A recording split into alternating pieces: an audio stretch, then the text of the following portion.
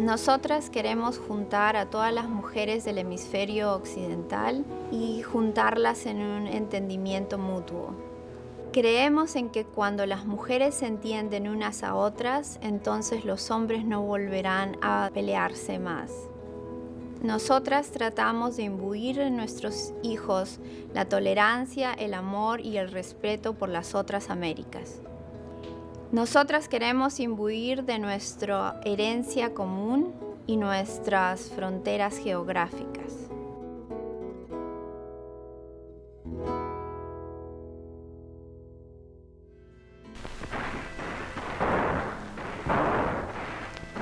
The Mexican Revolution spanned from 1910 to 1917, but there was fighting well beyond that. It was violent. The country just got so dangerous, and particularly for the poor people, it was harder to try to survive in that kind of a situation. So many Mexican Americans came over from 1910 on to 1920. There were refugees crossing the border, keeping in mind that the border at this time, it was very fluid. There's a lot of tension and turmoil on the border, on the Mexican-Texas border, and the women and children were coming over to Texas as refugees. If you could come to this country, which was the closest one, you would come. Many, many people came. My family had to come to the United States from Mexico during the beginning of the Mexican Revolution. A woman from San Antonio, Florence Griswold, saw the hardships they were experiencing. She saw women and children walking across her ranch, escaping the revolution in Mexico. And they were destitute, and she wanted to help them. Florence was a very dynamic woman.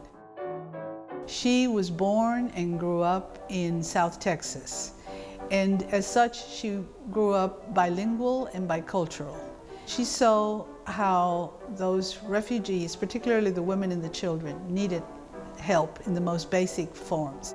And she gathered some friends. She gathered 21 friends, and they started looking after many of these refugees. Club life was part of society. Many women and men were members of several clubs. It was not unusual at all. Florence Griswold, for example, she was a member of several different kinds of clubs. It was part of one's social network. The women that came together at the first meeting at the Menger Hotel were all prominent women in San Antonio who had the means to be of service and help. Mrs. Griswold felt that some of the problems on the border could be solved by just talking and trying to have some dialogue between the women here and the women in Mexico. She believed that if women could become friends, then the men would eventually become friends and we wouldn't have the problems that we have in the world. At the time, relations between the United States government and Latin America was very rocky. The sort of popular sentiment was that there was a sense of instability and ineptitude. There was also widespread racism in the United States, particularly among government officials, this sort of broad belief that Latin Americans were indeed inferior. From the perspective of Latin American countries, particularly among leaders, right, those with power, on the one hand, there was an admiration for the ingenuity of Americans. On the other hand, there was a belief that they were bullies.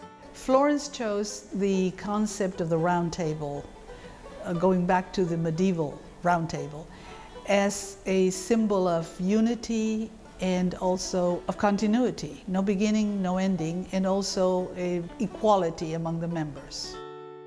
Pan American Round Table women at the time really believed that they could change attitudes about the peoples of Latin America in order to improve foreign relations.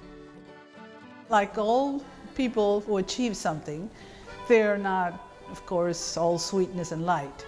She was a very hard-driving woman. She knew what she wanted, she went after it, and she was not above cajoling, nagging, threatening, whatever it took. I do remember her coming to visit us in Beaumont. She was a very commanding person. She and my mother made a good pair because my mother was a very commanding person also. She kind of believed that children should be seen and not heard. As I grew up and my mother wrote the book about her, I really came to understand what she had been able to do. I mean, in 1917, she sent a letter scolding the president of Mexico because he had sent birthday greetings to the German Kaiser. She thought that was a breach of Pan-American unity. She expected to be listened to.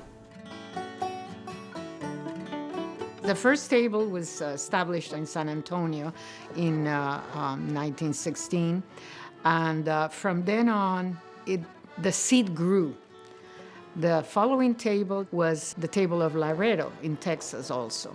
Then followed El Paso, and then came Austin. Laguna Gloria is very important to the Austin table because its original owner, Clara Driscoll, was also the organizer of the Austin table. The seed kept spreading through Texas and into Mexico. From Mexico, it went to Central America and then through South America. And right now, the total amount of tables are like almost 200 in all the Americas.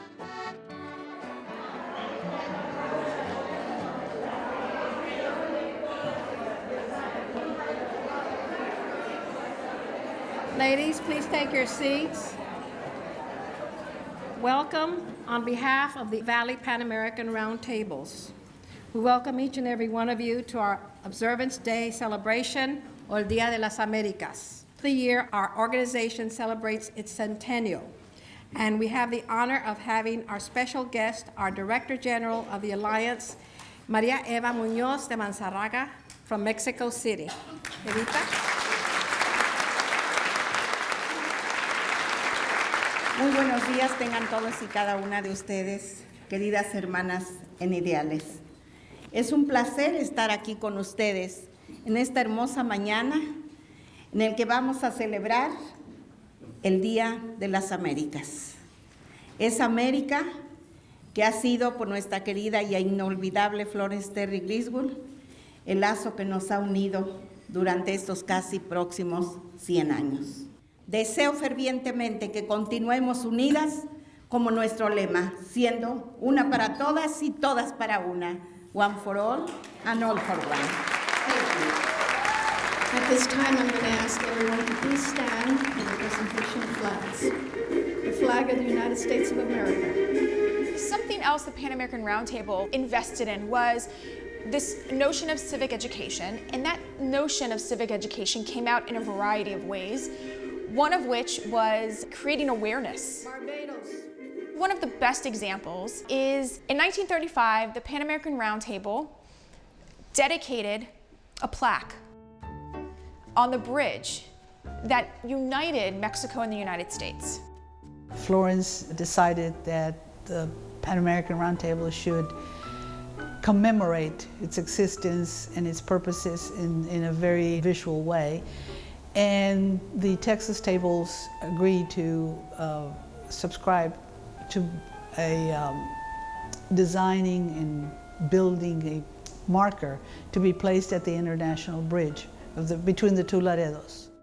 Of course, there were speeches and a formal dedication of this kind of plaque, and that plaque had the flags of the Americas and the motto, all for one and one for all. It was a 2-day celebration, and everybody had a wonderful time. It, in many ways, speaks volumes to what, in fact, the Pan American Roundtable was about. In 1944, that a group of the tables from all continents decided to meet in Mexico City. They realized that they were working independently and they needed a head governing body.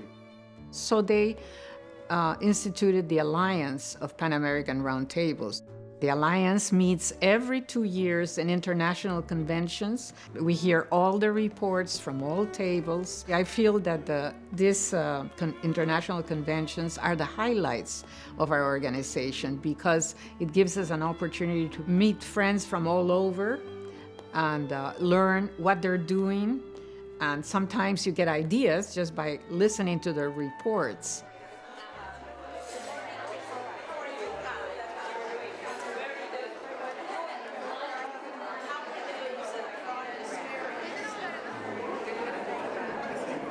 I think the Pan-American movement is very much alive. We have a lot of work to do. There's always conflict. And so our mission, I think, is something that can be everlasting. Bueno, el ser panamericana, llevo una antigüedad de casi 50 años, los voy a cumplir apenas. Lo que me motivó al ingresar como panamericana fue el ver que aquí las mujeres nos entendemos, no estamos solas, tenemos amistad con diferentes idiomas, con diferentes personas, con pensamientos y culturas diferentes, pero que a la vez estamos unidas con un solo objetivo, promover la cultura. It's an honor for me to be here to speak. I think that if you read what their mission statement is, that of knowledge and education and friendship, it's something that we should all strive for. 81 years ago, on April 14, 1935, we unveiled the Pan American Roundtables of Texas tablet. And this tablet was dedicated to the women of the Americas. We expect and we hope that this tablet will continue to be a beacon of friendship for every woman in the Americas, because as we know as Pan American sisters, that friendship will lead to understanding, and understanding will eventually lead to an everlasting peace.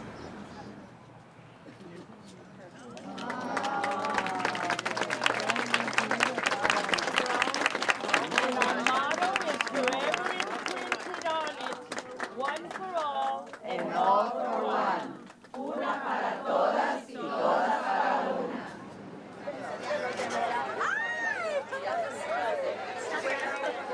Pan American Roundtable's overall impact, I think, is widespread. Today, the impact is that they still are raising money for scholarships. Education is very important to my family. The emphasis on education has been there ever since I can remember. I applied for the scholarship because I was in my first year in the chemical engineering PhD program at UT Austin. My fellow classmates were applying for fellowships such as SMART and DSEG, but unfortunately, since I'm originally from Chile, I'm an international student still, and I hold an F1 visa, which means that I'm not eligible for any of those fellowships granted by the government. And luckily, the Office of International Students at UT Austin emailed me and said, hey, there is this scholarship fund, and we think that you will be a perfect candidate. And I looked at the requirements, and it was actually pretty amazing, because it seemed like the scholarship was made for me, because the criteria was a female in a PhD program studying at a university in the state of Texas, and the female could not be a U.S. citizen or permanent resident. I think that the biggest accomplishment of the Pan American Roundtable is the scholarships. Each table gives scholarships, but when you take them all together, the Alliance gives out over $1 million in scholarships to women and men. I was the first one that the Pan American Roundtable gave a scholarship to. And I was able to start my college education at the University of Houston.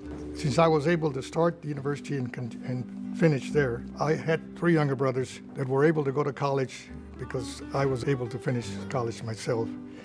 And I think that not only had an impact on my life, but on their lives, and now on their children's lives. So it was a great impact on the lives of our family in total.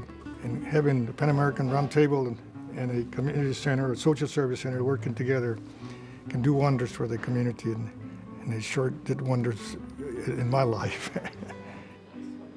One of the ways to create better friendships between people who come from Latin America and people who've lived their entire lives in the United States is definitely to create awareness. What they're doing is creating a great community because it can be lonely sometimes to be an international student or a female in higher education. And the fact that they're giving out scholarships and making sure that you feel welcome, I think is really important.